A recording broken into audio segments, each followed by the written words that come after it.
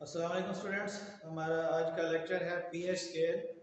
इसके अलावा इंडिकेटर्स और प्रॉब्लम भी हम देखेंगे। सबसे पहले आइए देखते हैं पीएच स्केल। तो आपने पढ़ा है कि वाटर जो है एक वीक इलेक्ट्रोलाइट है। इसका मतलब ये नहीं है कि ये इलेक्ट्रोलाइट है नहीं, ये आयनाइज नहीं होता। ये आयनाइज होता है, स्लाइटली आयनाइज होता है। और पानी की ये खासियत है कि इसके मॉलिक्यूल अपने ही मॉलिक्यूल्स की मौजूदगी में आयनाइज होते हैं। इस प्रोसेस को ऑटो आयोनाइजेशन कहते हैं। तो ये इक्वेशन हम लिखते हैं कि water ionises into hydrogen ion and hydroxyl ions. तो इसके लिए अब जब हम इक्विलिब्रियम कांस्टेंट एक्सप्रेशन बनाते हैं तो आपको याद होगा स्टूडेंट्स के ऊपर हम प्रोडक्ट लिखते हैं और नीचे रिएक्टेंट्स। तो हाइड्रोजन आयन और हाइड्रोक्सिल आयन की मोलर कंसंट्रेशंस को हम ऊपर रखेंगे और वाटर की कंसंट्रेशन को नीचे। लेकिन जैसे हमने कहा कि पानी जो है वीक इलेक्ट्रोलाइट है तो बहुत ही कम आयनाइज होता है, तो ओवरऑल इसकी कंसंट्रेशन कांस्टेंट ही रहती है। लिहाजा हम वाटर की कंसंट्रेशन जो है कांस्टेंट रहती है, तो इस वैल्यू को हम केसी के साथ ही लिख देते हैं, यानी दोनों कांस्टेंट को एक साइड पर रखते हैं और ये प्रोडक्ट जो है वो सम। तो दो प्रोडक्ट जो इकट्ठे हो गए, जब दो कांस्टेंट इकट्ठे हो गए तो दोनों के लिए फिर एक कॉमन जो है direct product constant of water Kw से हम इसे रिप्रेजेंट करते हैं और ये इक्वल है प्रोडक्ट ऑफ हाइड्रोजन आयन और हाइड्रोक्सिल आयंस। तो अब हमने ये देखा है कि ये बात जो है एक्सपेरिमेंटली प्रूव हो चुका है कि प्रोडक्ट ऑफ हाइड्रोजन आयन और हाइड्रोक्सिल आयन की वैल्यू 45 डिग्री सेल्सियस पर 1 × 10⁻⁻14 होती है। लेकिन हमसे कोई क्वेश्चन करता है कि हमें हाइड्रोजन आयन और हाइड्रोक्सिल आयन की वैल्यू अलग-अलग बताएं। तो इसके लिए हम ये सपोज कर लेते हैं कि चूंकि नंबर ऑफ हाइड्रोजन आयन और हाइड्रोक्सिल आयन जो है वो इसमें इक्वल जो है पैदा होते हैं, प्रोड्यूस होते हैं, तो हम दोनों की कंसंट्रेशन को इक्वल मानते हुए हम कहते हैं कि जितने हाइड्रोजन आयन है उतने ही हाइड्रोक्सिल आयन। तो जब दो वैल्यूज आपस में इक्वल हो तो एक ही जगह दूसरी को पुट किया जा सकता है। लिहाजा इस वैल्यू के इस इक्वेशन के अंदर हम दोनों जगह पर अगर h प्लस पुट कर दें तो ये h स्क्वायर हो जाएगा और ये वैल्यू इसके इक्वल हो जाएगी 1 × 10⁻⁻14। लेकिन हम सिर्फ hi की वैल्यू निकालना चाहते हैं तो हमें स्क्वायर रूट लेना होगा बोथ साइड पे। तो हम दोनों तरफ स्क्वायर रूट लेंगे, hi के ऊपर भी और इसकी वैल्यू के ऊपर भी। यहाँ पर स्क्वायर रूट से ये स्क्वायर कैंसिल हो जाएगा और hi की वैल्यू आ जाएगी और 1 का स्क्वायर रूट 1 ही होता है और ये 1 और 2 से कैंसिल होकर 10⁻⁻7। क्योंकि हमने कहा कि हाइड्रोजन आयन और हाइड्रोक्सिल आयन की कंसंट्रेशन बराबर है, लिहाजा जो वैल्यू हाइड्रोजन आयन की कंसंट्रेशन की आई है सेम ही हाइड्रोक्सिल आयन की होगी। लेकिन स्टूडेंट इसमें एक प्रॉब्लम हुआ कि ये जो वैल्यू आई है ये नेगेटिव इसकी जो है एक्सपोनेंट है और बहुत बड़ा वैल्यू है। तो हम चाहते हैं कि इसको कन्वर्ट करें पॉजिटिव वैल्यू में, तो लिहाजा इसके लिए फिर एक तरीका जो है वो पता किया गया और ये कि हम इनकी लॉगरिथमिक वैल्यू ले लें। तो लॉगरिथमिक वैल्यू ली और साथ में -1 से मल्टीप्लाई कर दिया, जिसकी वजह से जो है ये वैल्यूज पॉजिटिव हो गई। फिर बुक में आपको बताया उसने कि p जो है इस सिंबल से पहले है, ये नेगेटिव लॉगरिथम आपका सिंबल को जाहिर करता है और pH जब आप पूरा लिखते हैं तो ये होता है negative logarithm of hydrogen ion concentration. तो ये कोई आपसे पूछे pH का फार्मूला तो वो ये होगा pH negative log of HNS।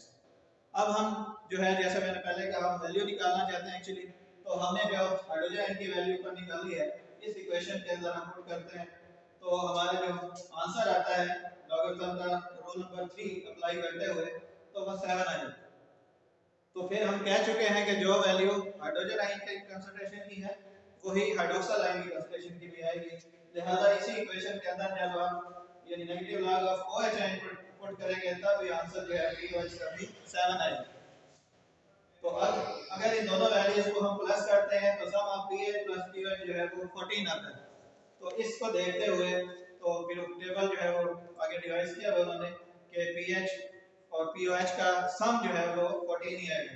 मतलब अगर आपने pH 1 लिया है तो POH 13 होगा और इसी तरह से जो 2 होगा pH की वैल्यू तो उस वक्त जो है POH की वैल्यू 12 होगी। तो इस तरह से दोनों को मिलाकर वो वाला 14 ही बनेगा। फिर एक टेबल अगले पेज पे उसने दिया हुआ है जिसमें हाइड्रोजन आयन और आगे जो है वो नेगेटिव आयन की वैल्यू दी हुई है। तो उसमें आप 10 की पावर -0 पुट करते हैं तो 0 जो है वो आंसर आ जाता है और -14 पुट करते हैं तो 14। तो वो भी चलते चलते आप 0 से 14 पे पहुंच जाएंगे और 14 से शुरू होगा तो आप 0 पे पहुंच जाएंगे। इसका मतलब यही होगा कि दोनों का मजमूआ pH प्लस pH का जो सम है वो 14 ही होता है।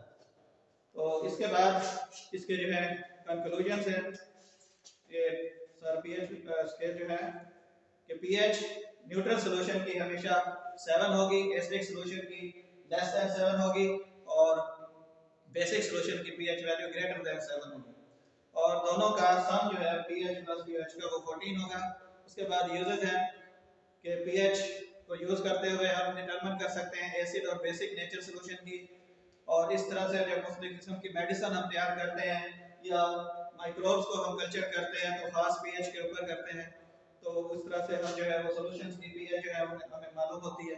और तीसरा ये है कि it is used to prepare solution of required concentration जो बहुत सारे बायोलॉजिकल रिएक्शंस के लिए रिक्वायर्ड होते हैं वो हम प्रिपेयर कर सकते हैं। इसके बाद हमारा नेक्स्ट टॉपिक है इंडिकेटर। इंडिकेटर का मतलब होता है इशारे।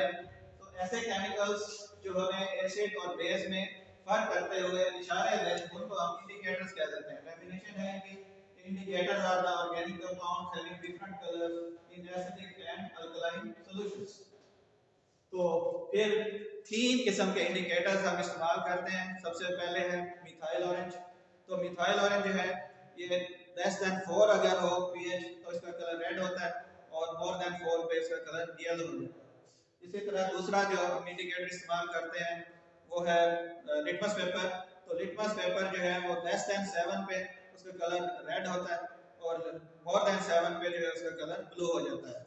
और इसी तरह से तीसरा जो इंडिकेटर इस्तेमाल करते हैं फिनोल्फथलीन। तो pH 9 तक वो कलरलेस रहता है और 9 से ऊपर की वैल्यू पर वो रेड हो जाता है। तो उसके बाद प्रॉब्लम्स हैं तो इसमें से हम 10.1 जो बहुत इंपॉर्टेंट एक प्रॉब्लम है वो मैं आपको प्रैक्टिस करा देता हूं। इसमें गिवन है molarity of hydrochloric acid solution 0.01 और इसकी pH वैल्यू जो है हमें फाइंड करनी होती है। तो इसके लिए सबसे पहले हम बैलेंस केमिकल इक्वेशन लिखते हैं। हाइड्रोक्लोरिक एसिड को एनालाइज करके दिखाते हैं कि एक H+ और एक क्लोराइड आयन। तो इसमें जो वैल्यू गिवन होती है एक्चुअली ये वैल्यू हम H की वैल्यू जो है हम लिख लेते हैं। तो H की वैल्यू 0.01 इसको साइंटिफिक नोटेशन करेगा हम करेंगे तो स्टैंडर्ड फॉर्म में तो ये हो जाएगा 10⁻⁻² मोलर। तो इसको हम pH फार्मूला अप्लाई करेंगे pH negative logarithm of HI। तो HI की जगह पे उसकी वैल्यू पुट करेंगे 10⁻² और रूल नंबर 3 के मुताबिक ये वैल्यू जब साइड पे आके मल्टीप्लाई होती है तो माइनस माइनस प्लस हो जाता है और log 10 की वैल्यू 1 होती है तो 2 multiply by 1 is equal to 2 answer होता है। इसके बाद नेक्स्ट टॉपिक है हमारा सॉल्ट्स। तो स्टूडेंट्स आपको पता है कि सॉल्ट जो होते हैं ये आयनिक कंपाउंड होते हैं तो जो एसिड और बेस के रिएक्शन से बनते हैं। तो डेफिनेशन हम करते हैं कि these are the organic compounds generally formed by the neutralization of an acid with a base। For example hydrochloric acid एक एसिड है, सोडियम हाइड्रोक्साइड NaOH बेस है, दोनों के रिएक्शन से एक सॉल्ट बनता है सोडियम क्लोराइड। इसमें जो मेटल आयन है वो बेस से है और जो क्लोराइड आयन है वो एसिड से है। ये मेटल आयन इसको कैटायन भी कहते हैं, हम क्लोराइड आयन को एनायन कहते हैं।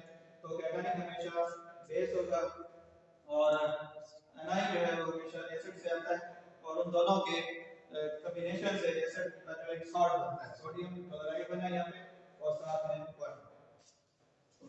नेक्स्ट है इसके बाद इनके नाम की बात करते हैं। तो नाम में तो इनके नोमेनक्लेचर में यही होता है कि हम सबसे पहले देखते हैं कि इसमें कौन जो बेस यूज हो रहा है उसका मेटालिक आयन ले लेते हैं और जो एसिड यूज है रिएक्शन के अंदर उसका एनाइन।